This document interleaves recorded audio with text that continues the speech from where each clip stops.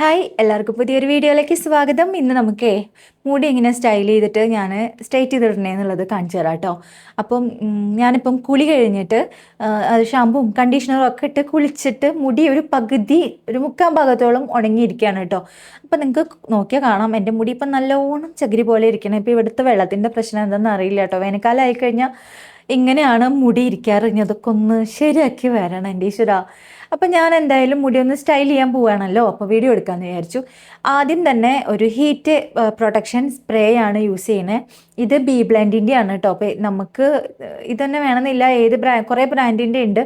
അത് നന്നായിട്ടൊന്ന് ഇതുപോലെ സ്പ്രേ ചെയ്ത് കൊടുത്തതിന് ശേഷം പല്ലകലുള്ള ചീർപ്പ് വെച്ചിട്ട് ചീന്തി കൊടുക്കുകയാണ് കേട്ടോ. അപ്പോൾ ഇനി നമ്മൾ സ്പ്രേ ചെയ്ത സമയത്ത് എല്ലായിടത്തും എത്തിയില്ലെങ്കിൽ ഈ ചീർപ്പ് കൊണ്ട് നമ്മളിങ്ങനെ ചെയ്യുമ്പം എല്ലായിടത്തും അതായിക്കോളൂ കേട്ടോ. അപ്പോൾ അതിന് വേണ്ടിയിട്ട് പിന്നെ ഞാനുണ്ടല്ലോ ഇനി അങ്ങോട്ട് ഹെയർ സ്റ്റൈൽ ചെയ്യാൻ വേണ്ടി പോകുന്ന ടെക്നിക്ക് നമ്മുടെ അസ്വി മലയാളത്തിലെ അസ്വി കാണിക്കുന്ന ഒരു വീഡിയോ ഒന്ന് ഞാൻ പഠിച്ചതാണ് കേട്ടോ. അപ്പോൾ എനിക്കിത് ഭയങ്കരമായിട്ട് എനിക്ക് ഇഷ്ടപ്പെട്ടു ഈ ടെക്നിക്ക്.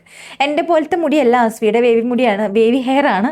പക്ഷെ നോക്ക് നമ്മുടെ പോലെ അതായത് എന്നെ പോലെ നല്ല ചുരുണ്ടിരിക്കുന്ന മുടിയാണ്, അതായത് ഒട്ടും ഉള്ളില്ലാത്ത ചുരുണ്ട മുടിയുള്ളവർക്കും ഇത് കുഴപ്പമില്ലാണ്ട് പറ്റും കേട്ടോ. പിന്നെ ഇനി ഇങ്ങനെ ചുരുണ്ട മുടിയുള്ളവർക്ക് അയൺ ചെയ്യുമ്പോൾ നമ്മളിങ്ങനെ ഹോട്ട് അയൺ ചെയ്യുമ്പോൾ ഒരു ദിവസമൊക്കെ ലാസ്റ്റ് ചെയ്യുള്ളൂ കേട്ടോ. പിന്നെ രണ്ടാമത്തെ ദിവസം അത് അതിൻ്റെ സ്വഭാവം കാണിച്ചു തുടങ്ങും, ചുരുണ്ട മുടി ആയതുകൊണ്ട്.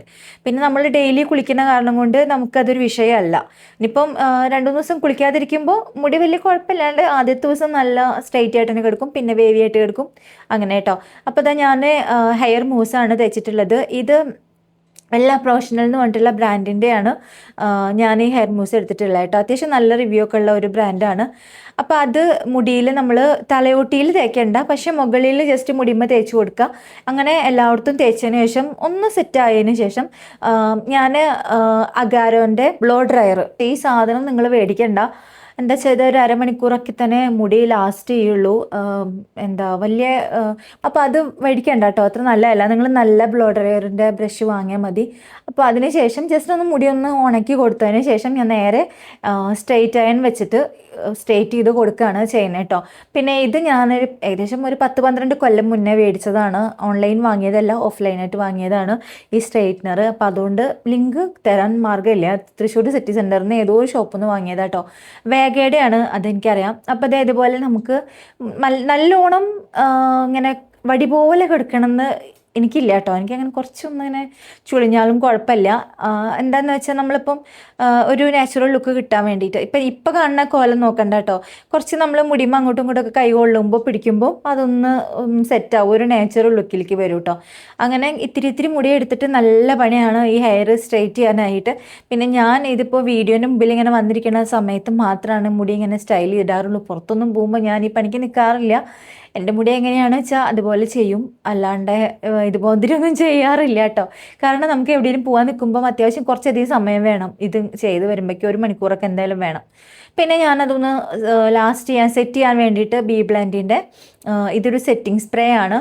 അപ്പം അത് വെച്ചിട്ട് ഒന്ന് സെറ്റ് ചെയ്ത് കഴിഞ്ഞാൽ നമ്മൾ ഇതുമാതിരി നല്ല ചുരുണ്ട മുടിയുള്ളവർക്ക് ഒരു ദിവസമൊക്കെ അടിപൊളിയായിട്ട്, ഒരു ദിവസം 2 ദിവസമൊക്കെ അടിപൊളിയായിട്ട് നിൽക്കും കേട്ടോ. അപ്പോൾ ഞാൻ എല്ലാ പ്രോഡക്റ്റിൻ്റെയും ലിങ്ക് ഡിസ്ക്രിപ്ഷൻ ബോക്സിൽ കൊടുക്കാം, നിങ്ങൾ ചെക്ക് ചെയ്ത് നോക്കിക്കോളൂ ആവശ്യമുണ്ടെങ്കിൽ. പിന്നെ എന്താ പറഞ്ഞില്ലേ, ഇപ്പോൾ ഇതൊക്കെ ചെയ്ത് കഴിയുമ്പോൾ നമ്മുടെ മുടിക്ക് അങ്ങനെ ഒത്തിരി ഉള്ളില്ലെങ്കിലും കാണുമ്പോൾ നല്ല ഉള്ളുള്ള പോലെ നമുക്ക് ഫീൽ ചെയ്യും കേട്ടോ. അപ്പോൾ എൻ്റെ മുടി നോക്കിയാൽ കാണാം, അത്ര ഉള്ളുള്ള മുടിയൊന്നുമല്ല. നീളമുള്ളത് ഞാൻ പറഞ്ഞിട്ടുണ്ടായിരുന്നില്ലേ, വെട്ടാത്ത കാരണം കൊണ്ടാണ് മുടി നീളം വെച്ചത്. പിന്നെ ഇപ്പം നന്നായിട്ട് കൊഴിഞ്ഞിട്ടുണ്ട് കേട്ടോ. മുന്നത്തെക്കാട്ടിലും ഇപ്പം നല്ലോണം ഉള്ളു പോയിട്ടുണ്ട്. നിങ്ങൾക്ക് കാണുമ്പോൾ മനസ്സിലാവും, മുന്നേ നല്ല കുറച്ചുകൂടെ ഉള്ളുണ്ടായിരുന്നു. അതിപ്പം ഇവിടുത്തെ വെള്ളം മാറിയതിൻ്റെ പ്രശ്നമാണ്. അപ്പം അത്രയേ ഉള്ളൂ. വീണ്ടും കാണാം. വീഡിയോ ഇഷ്ടപ്പെട്ടാൽ ലൈക്ക് ചെയ്യുക, കമൻറ്റ് ചെയ്യുക. ടാറ്റാ.